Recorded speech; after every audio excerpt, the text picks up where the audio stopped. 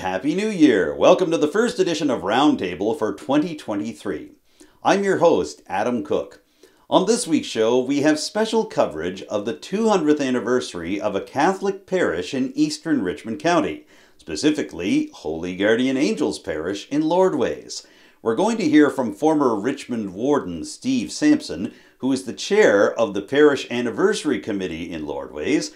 And you're also going to get some history on Holy Guardian Angels Parish, not just from Sampson, but also from Father Bedford Doucette, who was the main celebrant for a Mass service that took place in Lordways on Sunday, January the 8th, 200 years after the first ever baptism for Holy Guardian Angels Parish in 1823. But we begin with a special service for our Tell-Il viewers. As some of you may know, we're coming on the end of the consultation process regarding Richmond County's municipal boundaries and the preferred number of councillors and council districts for the county. Some open houses took place just a few days ago in Almadam. There are a couple of more coming up this weekend, Saturday in Grand Anse and Sunday in Discouse. But before we get to those open houses, we thought you would like to hear some discussion on the issue of whether there was enough advanced warning for local residents to take part in the consultation process for municipal boundary review. You're going to see some unedited footage from this past Monday's edition of Committee of the Whole for Richmond Municipal Council in Arishat.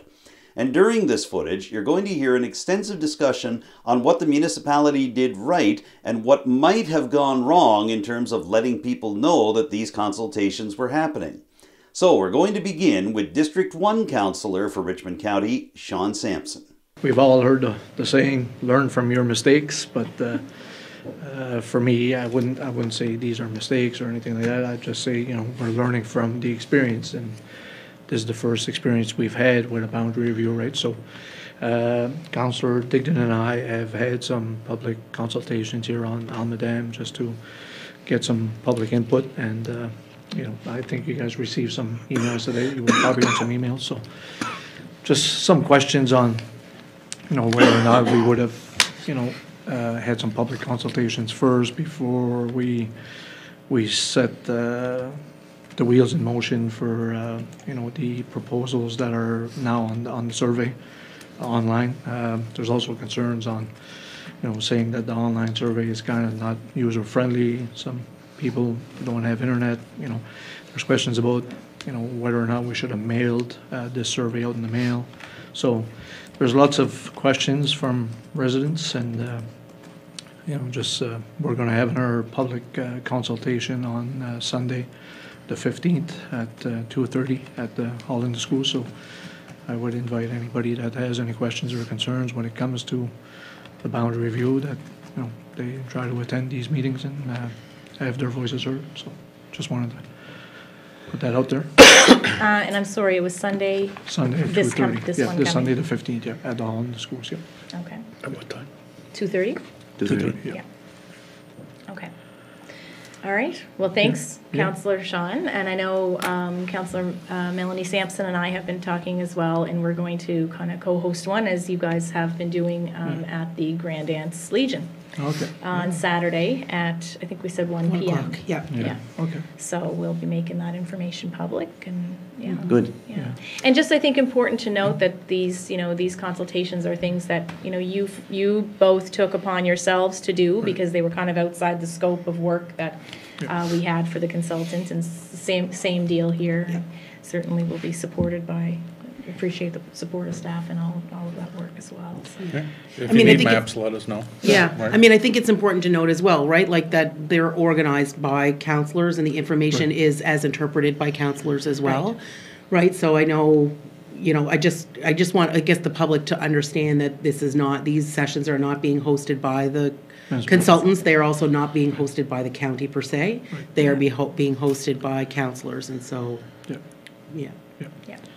Yeah, and there was concern. We've had concerns on the survey is done on the 15th, correct? On Sunday, the 15th, and there's concerns that we didn't have any consultations in time for this survey to end on the 15th. But what people need to realize is that our deadline for our recommendation is February 5th, I assume, CEO? 18th, I think. Yeah, but you need to have your decision made at your council meeting on January 23rd. Right. So Yeah, that we so- can submit by that date in February. Right. Yeah. Yeah. So And we did have. Unless we call a special meeting between the Right. 23rd and February 5th, we Yeah. can do it as well. 100% right? you can. Yeah, Yep. yeah. So we still have time to have these public Yeah. consultations Yeah. and let the voices be heard and then go from there, right? No, Yeah. it's a worthwhile effort. I Yeah. think Yeah. the Yeah. more we can do in that regard, the better. And I do want to be clear, though, that there were in-person Yes. advertised public in-person consultations held already as part of this process. Right, like They were 3 or held. 4. Yeah, we held Yeah. 3 or 4. Yeah, so, Yeah, yeah. No, no, and, for sure. and But I they were agree, some and time ago. I agree, and I'll be the first one to say that we did mention that. However, I'll also be the first one to say that, the feedback we got on the weekend was that I can tell you out of probably the 20 residents or 20-some residents that showed up at our last one, maybe 4 do Facebook. Maybe 5 at most. So 15 out of those 20 had no idea this was going on until we actually sent it out in a memo to the people that it still, even currently, wasn't going on until they got the letter from Gloria Hill in the email to please go for the boundary review study. So Right. until it was actually physically from the community Yeah. to these people, they don't do Facebook, they don't do whatever, so therefore, they weren't even in the loop. And I don't But remember how I'm those pretty sure I'd original have to go sessions- back and look, I mean, but I'm fairly confident the ones that were in person were advertised through Tellil and through other channels as well. And the newspaper. And the newspaper? Yeah. Yeah, I was fairly confident they were, because they were in-person public consultations, that, I think that was our criteria at that time, was to ensure that it was advertised in means other than social media. And maybe, I can honestly say, moving forward, again, I'm gonna say it's a learning curve because it's the first one we ever had to do. Moving forward, I don't think we take something on this big without sending a letter, a notice, something in the mail to every single mailbox. It's, And that the that's- money it's it's a good costing us and the point. It's a good time point, and, yeah. and Yeah. the change, Yep. the change and effect that it can have on the whole community is Absolutely. drastic. And to not let every single person get their voice heard Yeah. is just, I think, I would agree with you on that point, and I think it's one of the reasons that, I think in the last meeting, we talked about our communications plan. We need to get Yeah. that nailed down. That's right. Because tactically, I feel like every time we have a study on the go with accessibility, with, boundary review, you name it, it feels like every consultant comes in with a different approach. We overlap what we think is important, but there's always cost constraint as well. And I do think we need consistently to recognize not everybody has internet, can get internet, not everybody has a Yep. computer, and so we need to be, Yeah. I think, practicing what we preach a little more on the accessibility side of things when we get the message out, about these kinds of things to the public. So, and I'm looking forward to a communications plan that really nails that down. Yeah. No, So I it's agree. consistent. There's no more guesswork. There's a Right. formula. This is how you Yeah. communicate with the public in Richmond. Yeah, exactly. I mean, I think those are, to your point, Councillor Dignan, like, those are the things that, when we met with them, heck, in July, I think it was, or even June or July, when we met with the consultants to talk about the plan, the plan sounded good at the time, and like, I think that the timing perhaps didn't work out great, but again, there's only so much time that you can do it, right? Yeah. And I do We're- think we need to recognize too, we are still, dealing with cases of COVID and Yeah. dealing with a population that is wary about coming out to, Yeah. to gather in groups. I think more to my point though, where something sent in the Yeah. mail Yeah, Yes, Yeah, is, the reflections could Yeah. have been a good tool for that as too. yeah, Yeah. The exactly. Richmond Reflections, That's right. we could have taken a whole page out on that probably, Yeah. to really hammer it home. Yeah. Yeah. Okay, great. Well, thanks for your work on that, folks. I Yeah. know it was quite a lot of effort to get there, so, yeah. I know we'll be coming back before the date with difference of opinions and different numbers and Yeah. different options. And I guess the only thing I would ask is that all council keep in mind that, it's for the best of the county and the best of your districts and the best overall that we think is gonna suit everybody. of course, that's what everybody's Absolutely. intentions are always. Yeah, Yeah, Of course. yeah, no, yeah. well said. Yeah. Okay, great. And now, as promised, here is some special roundtable coverage of the celebrations for the 200th anniversary of Holy Guardian Angels Catholic Parish in Lordways. In just a few minutes' time, you're going to hear from the main celebrant of a Mass service held on Sunday, January the 8th at Holy Guardian Angels Church, Father Bedford Doucette. But first of all, here's the chair of the Parish Anniversary Committee, Steve Sampson. The former Richmond councillor and warden gave a lengthy address to the beginning of the Mass service held on January the 8th, which included some reflections on the history of Holy Guardian Angels Parish itself. Let's hear from Steve Sampson as he looks back on 200 years of ancestry, faith, and family for Holy Guardian Angels Catholic Parish in Lordways. Bon après-midi à tous et bienvenue au 200e anniversaire de la paroisse des Saint-Ange Gardiens. Oui, il y a 200 ans aujourd'hui, nous débutions la 9e paroisse du diocèse d'Antigonish. The story of the Roman Catholic parish of Lordways actually began in the 17th century, when the area was under the general oversight of the pastor of Ayrshire. As long ago as 1771, a Jesuit priest by the name of Father Charles Bailey visited Lordways and administered the offices of the church. A mission chapel was constructed in Lordways, and spiritual affairs were tended to by traveling missionaries. Father A.A. Johnson, in his History of the Catholic Church in eastern Nova Scotia, makes mention of François Coste as the first inhabitant of Lordways. Apparently he was a refugee from Louisbourg.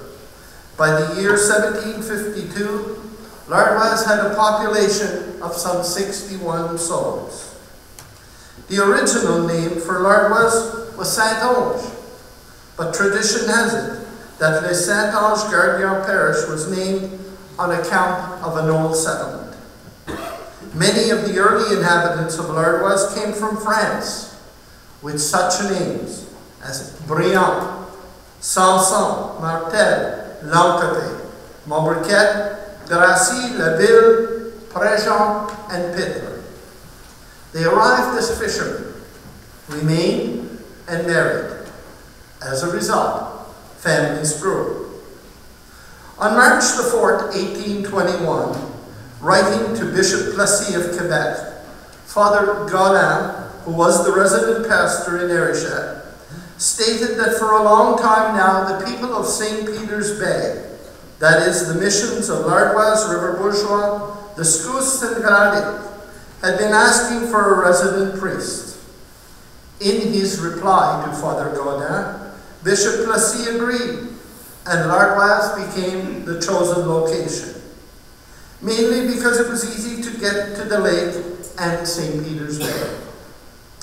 The letter went on to say that the priest who would be serving that mission would not have to undergo a great expense, because his place of residence, namely Lordways, was out of the way to strangers, and one should be able to live here without going into debt. Lordways was made a mission of Ayrshire in 1820. In November 1822, Bishop Plessis wrote to the pastor in Ayrshire, notifying him that he was sending a young Irish priest by the name of Henry McKegney to take charge of the mission in Lordways. Father McKegney arrived, and in January 1823, our records show the baptism of one Cyril Martel, son of François Martel and Suzanne Poirier. The date of that entry was January the 8th, 1823, 200 years ago today.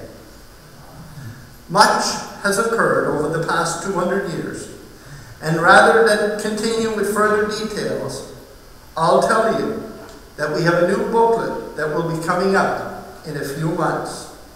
This publication will recap much of the history of Holy Guardian Angels Parish, list of clergy who have served in our parish over the past 200 years, their impact on the lives of our ancestors and certainly ourselves. There will also be information on any number of individuals whose sacrifices and commitment to our parish have shaped our parish history as well as our culture.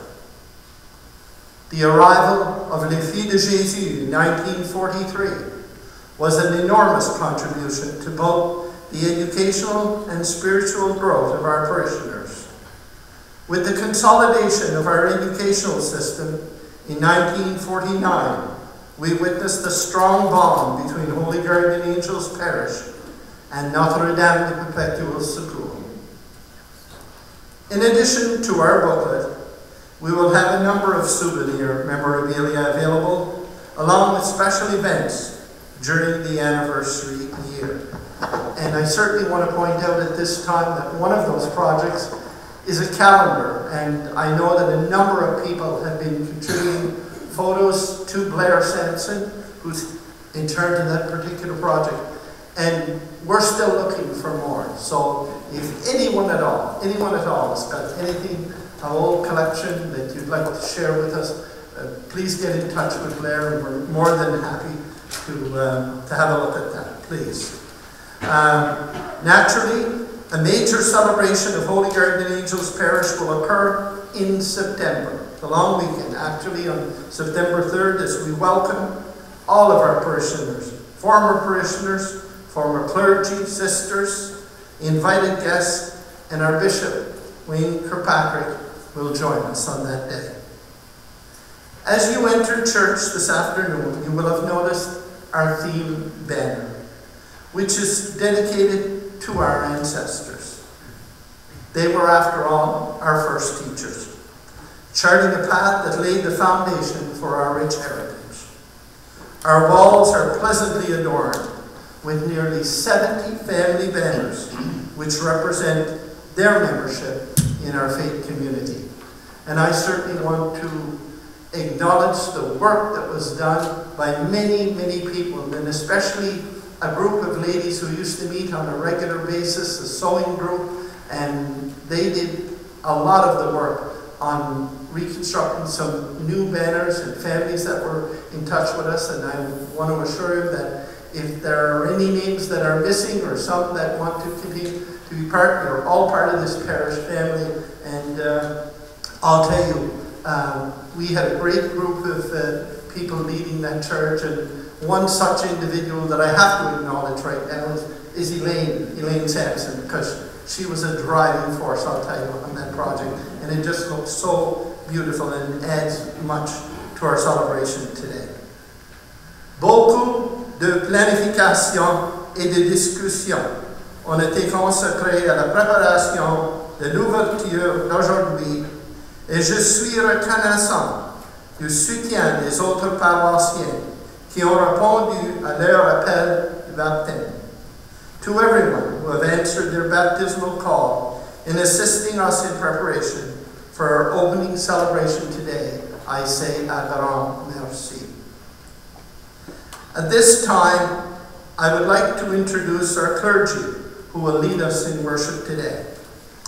We have as celebrants Father John Yake, of course, our pastor, who's been with us since 2019. Father Duncan McIsaac had originally agreed to participate today, but unfortunately illness has prevented him from coming, and anyway, we hope to see him later on. Father Jean-Baptiste de Coste is with us. He's a native of Arishat who spent 15 years as a missionary priest in Africa as a member of the White Fathers. Since 2020, he has been leading the faithful in Almadam as pastor of St. Joseph's in Pays de Gras and Our Lady of Assumption in Arishat. I should also point out that Father de Coste has a number of relatives in our parish community. And Father de Coste, they all got money. Anyway, good to know, yes. Anyway, I understand that Father de Coste's mother had 3 sisters who married men from our parish here. Our main celebrant is Father Bedford Doucette, whose parents hailed from Shettytown. Father Bedford is currently director of the Permanent Diaconate Program for to the entire Atlantic area, but perhaps somewhat more familiar to us, he's the producer of Mass for Shepherds. This is our regular weekend liturgy, and Mass today is offered for the deceased members of the Peters, Martel, and Logan family. You are all reminded that we have a reception immediately following Mass today at the community center, and it is a requirement that you must show up. Thank you very much. Let our Christian celebration begin. Our Tallil footage from the 200th anniversary Mass at Holy Guardian Angels Church in Lordways came just 2 days after many Roman Catholics celebrated Epiphany, which is considered the official end of the Christmas season. Father Bedford Doucette was the main celebrant for the Mass service in Lordways on January the 8th. Among his many positions with the Roman Catholic Diocese of Antigonish, he serves as the head of the Permanent Diaconate, which trains deacons not only for Roman Catholic dioceses in Nova Scotia, but all the way across Atlantic Canada. Here's what Father Doucette had to say during his homily in the Mass service of January the 8th in Lordways, looking back on 200 years of history for the parish, but also looking ahead. What a wonderful occasion this must be for all of you, for which you must be very grateful. And you yourselves acknowledge this gratitude in your invite to today's celebration of Thanksgiving, as you called it, to which everyone is invited. In the prayer for your 200th anniversary year, you will pray often, "We give thanks for 200 years of ancestry, faith, and family," as your beautiful banner states. The diocese congratulates you and your ancestors. In January of 1823, your ancestors, like us today, celebrated the 12 days of Christmas ending on this feast of Epiphany. Because your ancestors believed, because your ancestors lived out, because your ancestors passed on this faith to you, namely that God the Father so loved the world, that God sent the Son so we could experience the good news of hope, of joy, and of peace and the meaning to life which we believe Jesus brings us. In the season of Christmas, we celebrate the birth of the incarnate God in Jesus, a Jewish child. But God sent Jesus to the whole world, not just the Jews. Today's feast, Epiphany, is about that manifestation, that epiphany, that presentation of Jesus to the Magi, the wise men, the astrologers, the kings, whoever they might have been. These Magi looked to a star for direction, and they had to leave a lot behind to have that journey. But we know from Scripture that these Magi represented us, the Gentiles.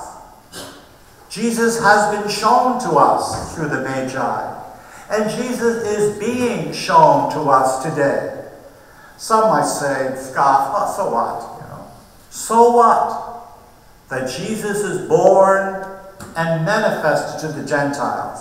Well, your ancestors answered that critique by their lifestyle, by their prayer, by their worship, by their relationships, by how hard they worked in tough times, and how they persevered in their struggles to keep the faith alive, despite even persecution of Catholics in Nova Scotia at the time. You and I can celebrate Epiphany today because your ancestors celebrated Epiphany on this very Sunday and heard from their religious leaders how they in turn must go out and make Jesus real to the world, to invite others to see Jesus, and to share our gifts with one another. So we're in the same boat as your great, great, great Acadian ancestors. We now, like them, must believe, live, and pass on the very same faith as your ancestors passed on to you. You have received the gift of faith from your ancestors because of the action of the Holy Spirit. Your families, children, grandchildren, and great-great-grandchildren will hopefully celebrate the 400th anniversary of La Paroisse des Anges Gardiens. And they too will be grateful to the ancestors of 200 years previous, namely you, for developing faith and family. Because the Spirit of Jesus is still with you and will continue to be with you and with your descendants, even though we are going through some pretty difficult days today in the world and in the church. And that's the hope and the trust in Jesus, that I am with you all days. From 1823 to now, 2023, and to the next 200th anniversary of celebrating ancestry, faith, and family. In this Christmas season, we call Jesus Emmanuel, which means God with us. We have Christ's assurance, I am with you all days. And we can't repeat that often enough, can we? I am still with you. I have come so that my joy may be in you. I have come so that my peace may be in you. Trust in me still. And as the angel messenger told Mary at the Annunciation and to the shepherds, do not be afraid. I have come to bring you good news of great joy. This last day of the Christmas season, Epiphany, and this anniversary celebration are other reminders of our ancestral faith. Anniversaries are wonderful events to bring back to our minds and to our hearts real people who have made it possible for you to be here today. And by remembering these people, we keep them alive. I'm sure that you can tell many's a story about Father Boudreau's 44 years as pastor. He was the first Acadian priest to be named a Monsignor, and his influencing the continuation, the preserving of the French language. Or I'm sure you could tell lots of stories about Father Placide Leblanc's 17 years as pastor, smoking his cigars, leading in the cooperative movement and activities, and some fire and brimstone sermons. I just heard when we were visiting Annie Mumberket today that I think some of his masses were like 2 hours long. So I don't feel preaching a long sermon today. His insistence on bilingualism. And he was the priest who celebrated his 50th anniversary of priesthood in this very parish in January of '66. You can remember the struggles to rebuild when your church burned, the arrival and the tremendous instruments for education, spirituality, and parish ministry of Les Filles de Jésus since 1943. The harmony that you can remember between church, family, and community. The memories of your first resident doctor, Dr. W.B. Kingston, after whom your clinic is named, for which many parishioners worked so hard. You can remember the priests who served you and who are serving you, with many stories to tell to keep them alive. You can remember and keep alive individuals like Alphonse Martel, designer and architect, to latter-day leaders like Sally Ann Mumberket, whose dedicated service is widely recognized. and Jane Martell, 47 years as director and organist. The very site of this church building is a symbol, a star, an icon of renewed and renewing commitment to your baptismal call like your ancestors did. I mention all this to remind you that your ancestors were real people like you, who lived here, who loved here, who raised families here and passed on the faith here, who worked here, who laughed and who cried here, and who are now buried here among you, awaiting the resurrection. So the history of your ancestors, your faith, and your family is present in your very genes. You have a lot of history, which should help you to appreciate the faith which has been passed on to you. And I look forward to reading this book on L'Ardoise, La Paroisse Saint-Ange Gardien, which I understand is going to be published very shortly. So as we read and remember the history in the context of today's Epiphany, let us always keep in mind that we are now called to continue the faith of our fathers and our mothers. The Epiphany has a star which guided the Magi to Jesus. In another very real way, your ancestors are that star, guiding you to faith and family. Let us also take note that in the Acadian flag there is a star, reminiscent of Mary, Star of the Sea, Stella Maris, Mother of Jesus, who also leads us to her Son. And yes, Mary is one of our ancestors in the faith. And so as we continue today with this Eucharist for the Feast of Epiphany and the beginning of a year celebrating ancestors' faith and family, let us not forget your patrons, the guardian angels. We know that the word angel comes from a Hebrew word which means messenger, one who brings good news from God. Good news. Remember the angel messengers at the Annunciation, the birth of Jesus, to Joseph to safeguard the Christ child, and so on. Your angel messengers, les anges gardiens, bring good news to you. Pray then that all of us in our diocese can hear the good news of today's celebration. Ancestry, faith, and family.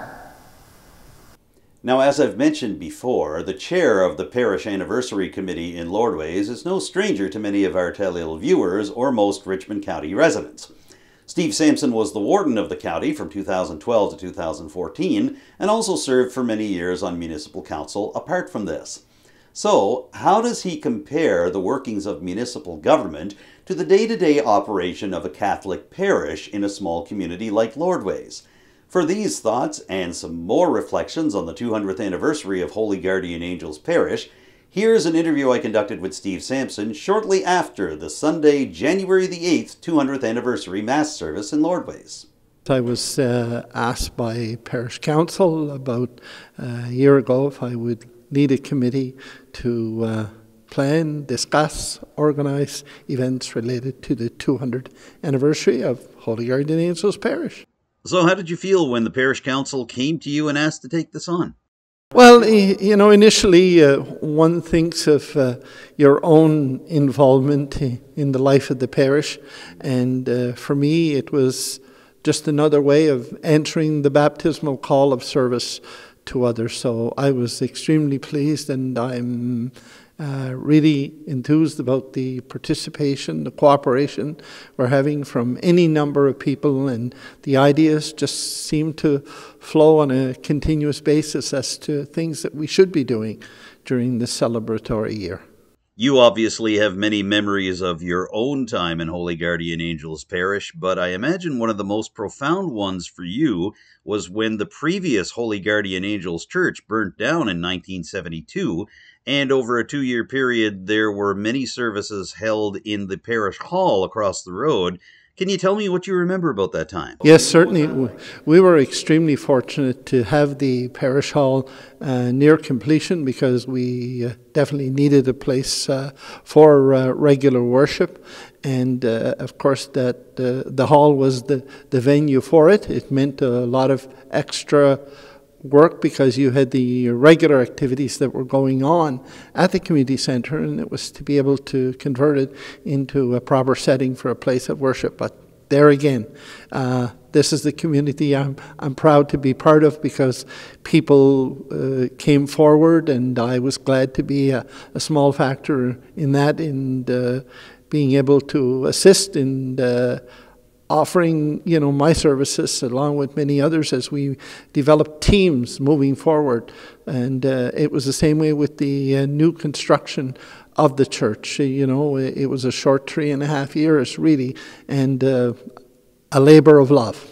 As you've mentioned, this particular Mass kicks off a year's worth of celebrations, including a major anniversary Mass celebration featuring Bishop Wayne Kirkpatrick in September.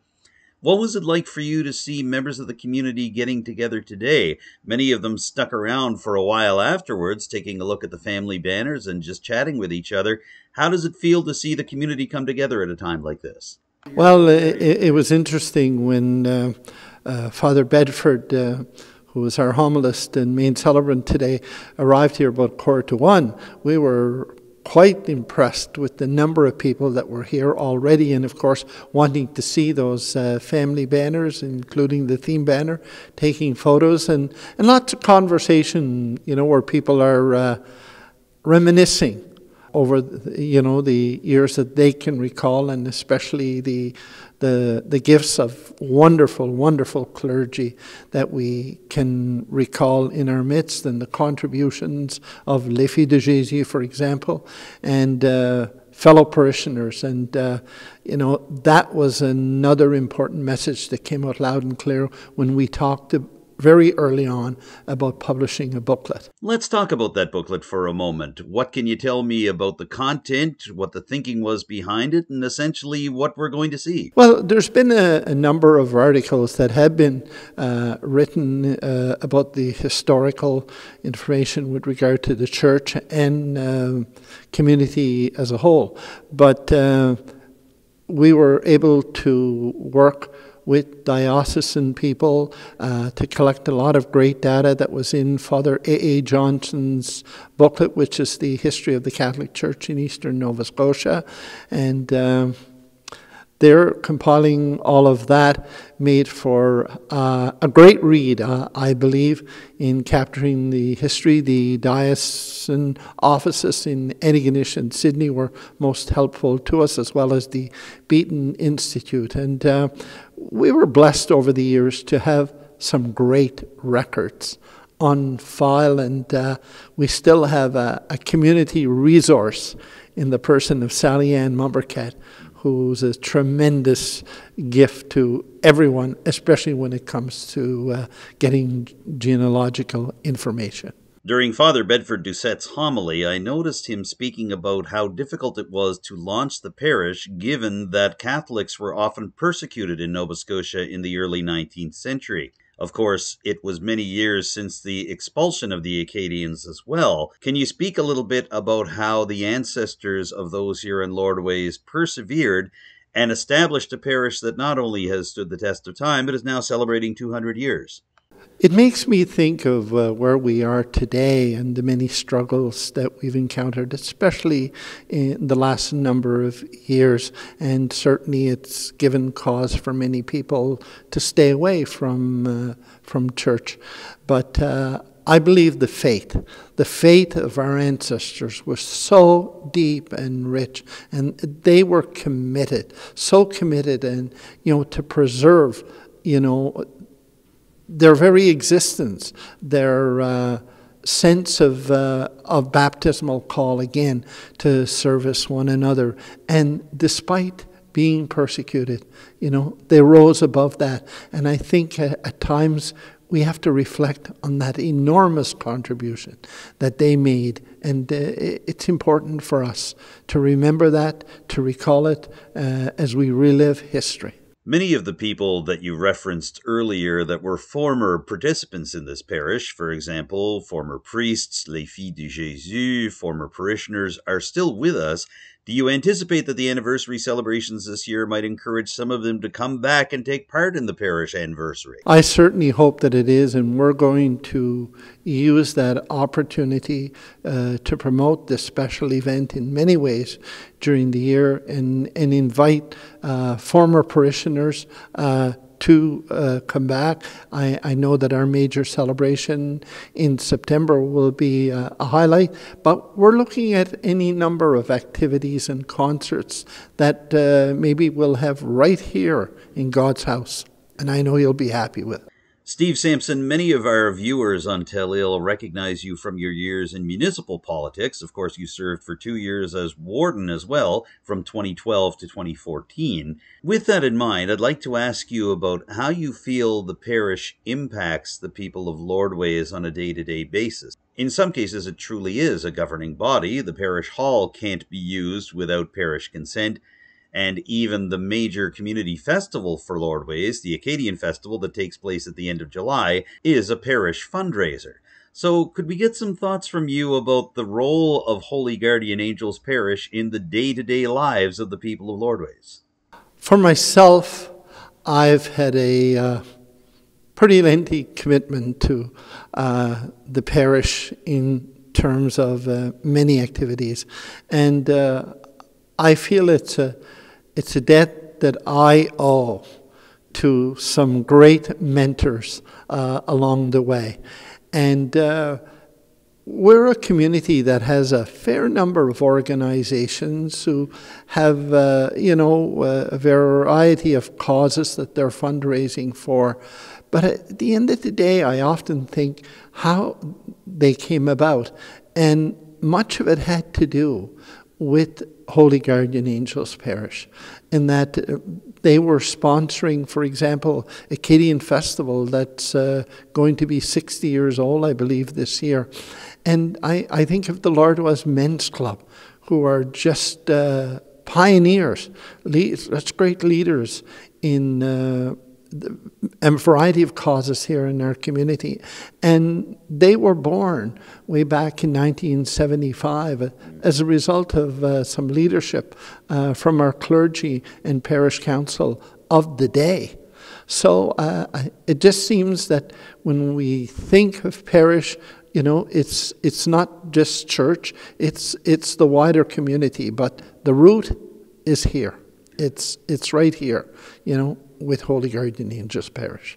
One last question for you, Steve, and that's about the timing of the 200th anniversary celebrations for Holy Guardian Angels Parish. We're just about a year removed from the lifting of all major restrictions across Nova Scotia regarding gathering spaces in terms of COVID-19. Obviously, we're still dealing with respiratory viruses right now, but is it encouraging that these anniversary celebrations in Lordways can go ahead with more ability for people to get together after such a long period of isolation? It certainly did. People are looking for reasons to get out more. I know we have to be cautiously optimistic and realize that the pandemic is something we'll continue to live with, maybe for the rest of our lives.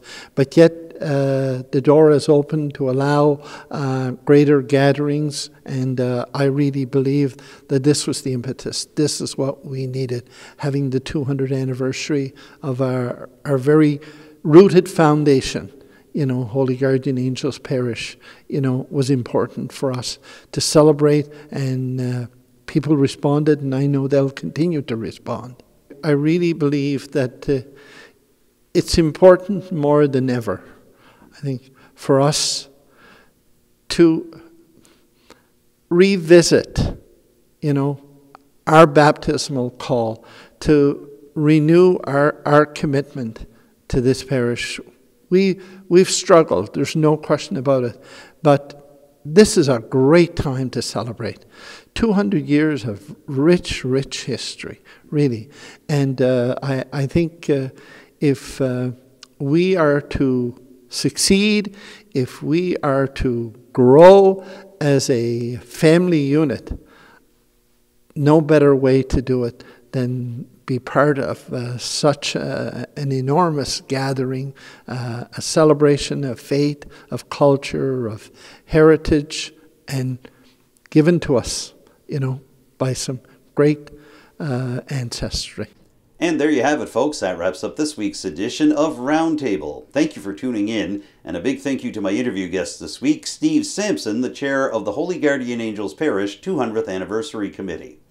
I'd also like to thank my colleagues at Lille Community Television, Callan Cowan, Nick Boudreau, and Becky Borono, for filming and formatting the footage from the Richmond Municipal Council Committee of the Whole that kicked off this week's episode. If you have any thoughts about what you've seen on Roundtable this week, or suggestions for future editions of the show, I'd love to hear them. You can contact me directly. My phone number is 902-625-8863, or you can reach me by email. The address to use is adamjrcook, cook with an E, @gmail.com.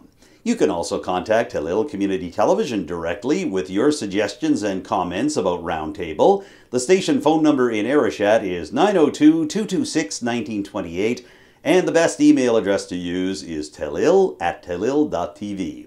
Don't forget to follow Telil on social media. We're on Facebook, Twitter, Instagram, YouTube, and even TikTok. And our YouTube channel features every single episode of Roundtable, including this one, as well as individual segments and interviews from our shows, as well as episodes of our sister news program, Telil 24/7, and several other great new offerings from my colleagues at Telil. For now, I'm Adam Cook. Thank you once again for joining me for this week's edition of Roundtable. I look forward to seeing you again soon with a brand new show. Bye for now.